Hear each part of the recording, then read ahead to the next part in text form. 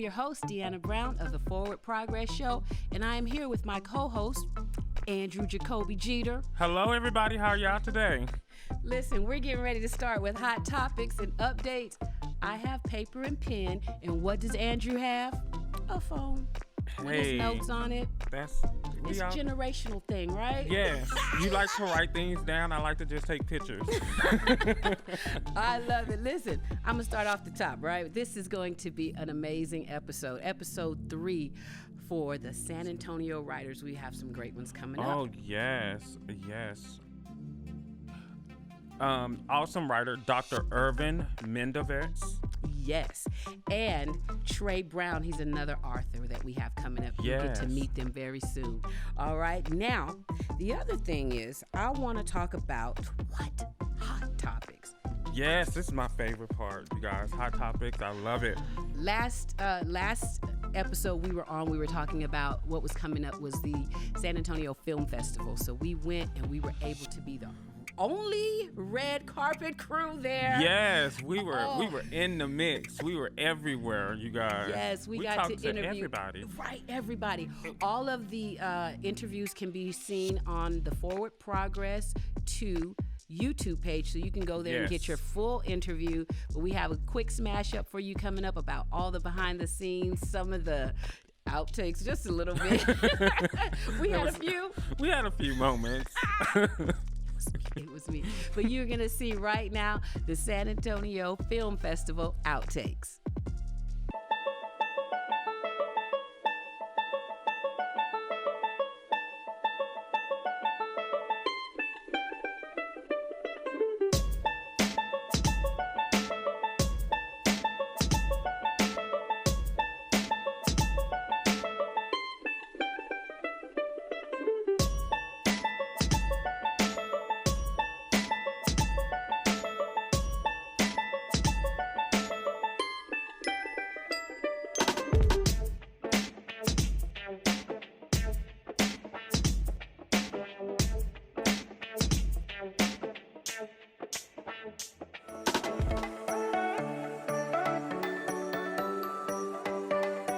And we're back. All right. Also, which was really great, we had our good friend Patsy Whitfield, and she was there also, and she was doing a couple of episodes of Never Met a Stranger, which is so great to see her in action, because it's like, I sometimes learn new people because of her. Like, I'm sitting there going like, how do you know them? And she's like, oh, you need to meet this person, and I'm like, oh, okay. The network connector, right? And I'm like, I'm here for it. Yes, I am too. So look out for her episodes of Never Met a Stranger coming up this season. Oh, last but not least, we had the Headshot Workshop brought to you by Tika Creations, Creative Circuit Studios, and Forward Progress. What an amazing time we had. Oh my gosh, it was so much fun. And then we just had a good time that we had just random people like just being a part of it. They were like, can we do this? Can we do? And we're like, come on, because the greatness about all this is the community. And that's what we're here for, is for the community. So we got to bring people together, and now we are all working on additional projects together. Oh, yeah. And it was so much fun. It was so much fun. Shalom African Fashion and Goods. We did the photo shoot, at Rolling Oats Mall. So we did what we were supposed to do after the headshots, right? Yes. And then we were going to try on some of the clothing there. Oh, man. I'm going to tell you, I have to go back because I found my next suit, you guys. I'm just saying. When y'all, it was good. It was so much fun. It was like a scene from Coming to America. Let them try on our priestly garments. You should have seen us. We were in the robes and the suits and the dresses. It was so beautiful. Oh my gosh, so much fun. I mean, we were just like having a good time. We had to the point where she was like, well, it's time to go. Our photographer, her arm was like noodle. It was amazing time had by all. So we'll have another one coming up next semester. You can check out the information coming up right after this.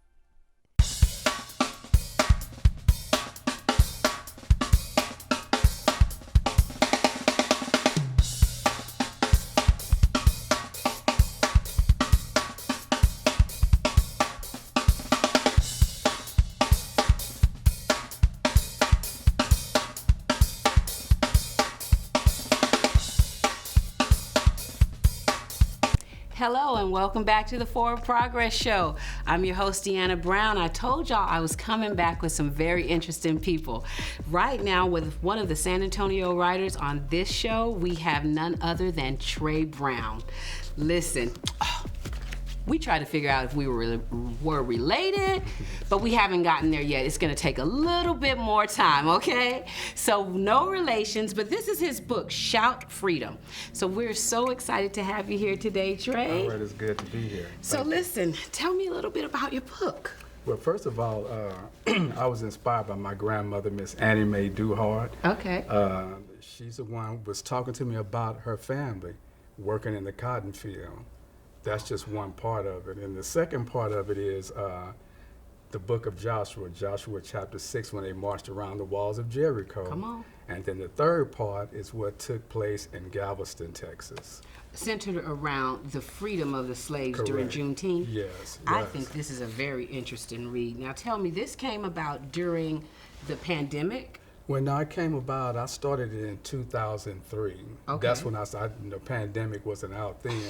And then as time moved on, me and Rick Otley, who's the co-author of the book as well, we started collaborating together. Because now, mind you, we wasn't taught Black History, Juneteenth, so I had no clue about it whatsoever. And then, our last name is Brown, so we both was interested in where does the name come, what is it going to come about? So that's when Rick asked me, do you know anything about Juneteenth? And I said, yeah, we celebrate Juneteenth. So we did extensive research, factual, about it.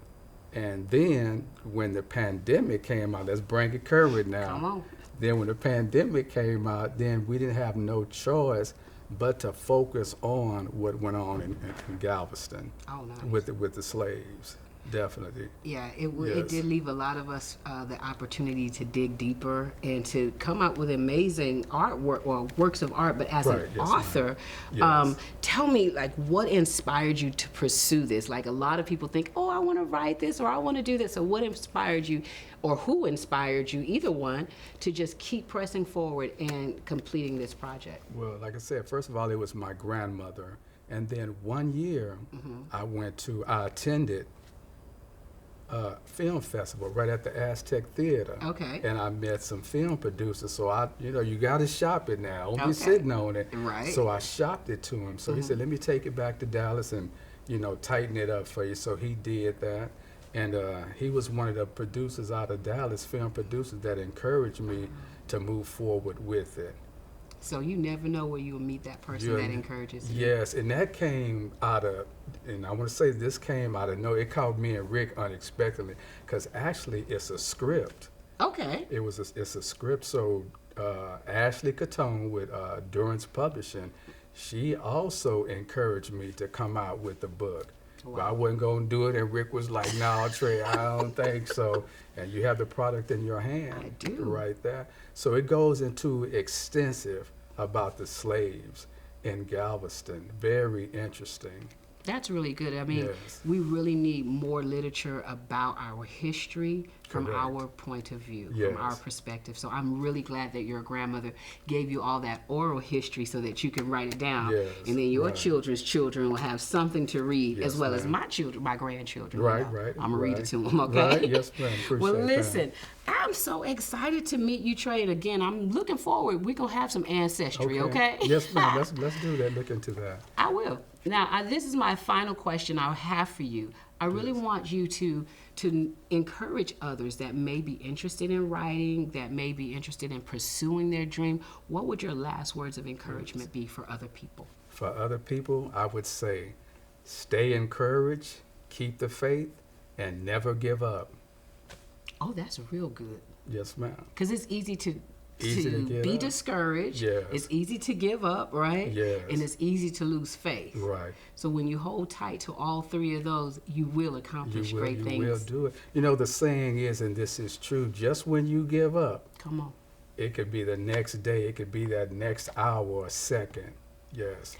I want to know the truth about how many times you were discouraged, put the pen down, and said, I'm not going to do this. Countless times. Because it did not make sense. Yes. But when you get up 2 and 3 o'clock in the morning, just get that pencil and paper and just go ahead and go with it. Yeah. Yes. Because they start talking and you got to go with them when you got to go with it. Yes. And thank you so much, because a lot of artists get discouraged on things, and we've got so many projects that I don't know what to do, but you're living proof and your encouragement that if you keep going, you can have a product, right? That's correct. You can complete a book. You can have it in your hands. This is tangible. Yes, ma'am. Listen, our slogan is you can go from dream to screen, page to stage, and you can make forward progress at any age. Right. And you are proving that. And we thank you so much for being here on the Forward Progress Show. Yes. It's good to be here. Thank you. You're welcome. All right, y'all, check out Trey Brown's book. It is called Shout Freedom. And you know what? He's from San Antonio. If you from San Antonio, you might hook up with him and get a signature on your book, like I'm going to get before we leave today, okay? All right.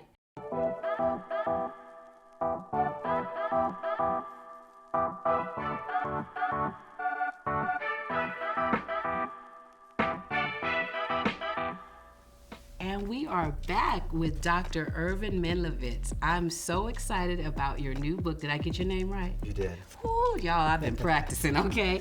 I am so excited about your new book, Mirage of Darkness. Oh, what an awesome title. Will you please tell us what your book is about? Well, Mirage of Darkness is about a man named Bracticus. Okay. And Bracticus lives in a parallel world to our own. He lives in a country called Orally. And Orally has a government or a party that has microchipped everybody to control their every move and basically keep track of them. Okay. And in this society, it's not only divided by wealth, but it also is divided by class. Okay. With the mixed and low and the darker skinned individuals in the lower classes. And things are very lifeless in this parallel world. Okay. Very repetitive, especially just for your regular workers. And this society is controlled by, like I said, a very obtrusive party and by very oppressive police force and by unscrupulous religious leaders. Wow. And then one day, Bracticus gets a message from his deceased uncle Homic. And Homic was a party leader, high-ranking. Okay. And Homic found out that the party was basically has been polluting the atmosphere, which will result in the death of millions of people. Oh. And so Bracticus, wants to alert the masses, and he becomes an enemy of the state, on the run, a fugitive, determined to bring the regime down. One moment, I don't mean to interrupt you. Is this a nonfiction? Science fiction? Well, nonfiction? It's kind of a parallel look. Yes. Kind of like Animal Farm. You know how Orwell did that, a parallel look at our society? Yes. And it's a commentary on that. Okay. Because it sounds interesting, and I love science fiction, but a lot of it is happening. Well, it is, and it's kind of with the hope that maybe it can shed some light on issues that are plaguing our society and our world, and hopefully maybe shed some light and hopefully bring some positive change. Good. Is what I would say. That's my hope. We need that in this world today. We do. We really do. So tell me, what or who inspired you to write this book?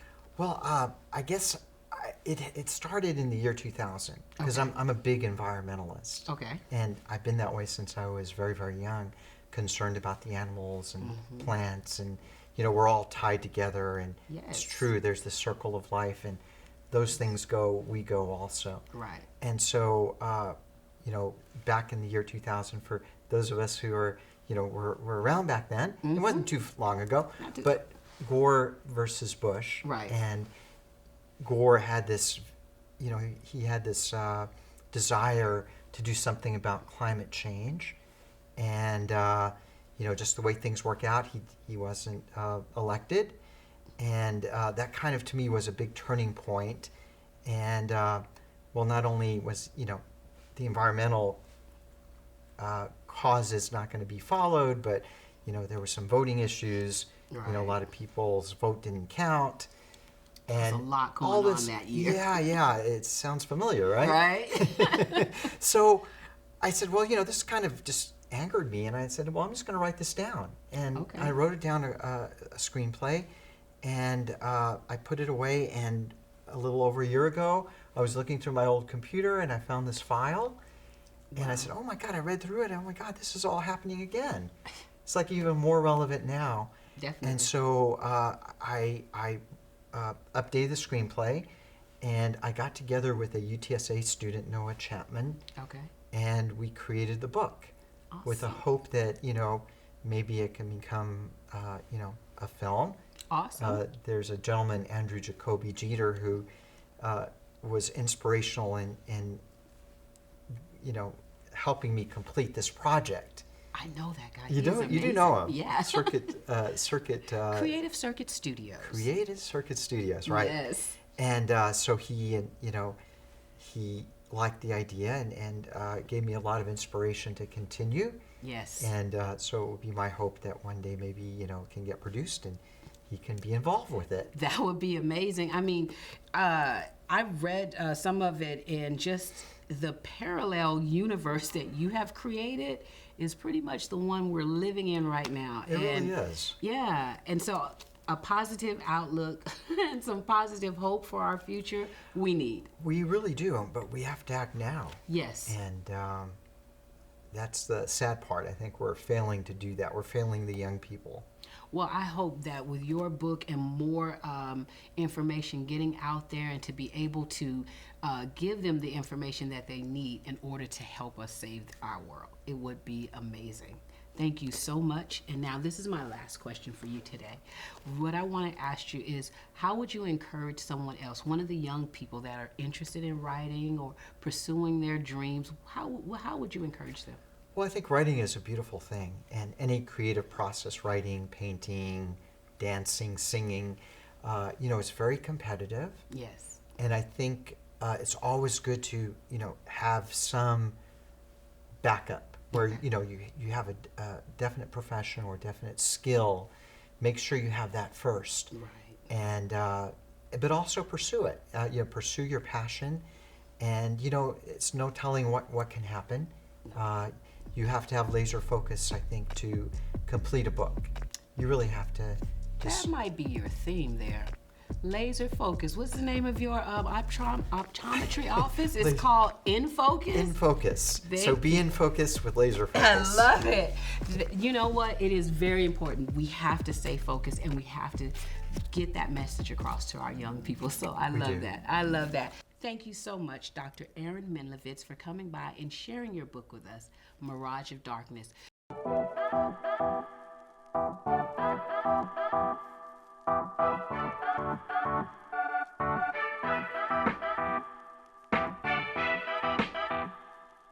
Thank you so much for joining us at the Forward Progress Show today. We had a wonderful time with our hot topics with Andrew Jacoby Jeter and our wonderful authors from San Antonio, Texas. We have Trey Brown, Shout Freedom, and we also have Dr. Irvin Menlowitz with Mirage of Darkness, and support local artists here in San Antonio.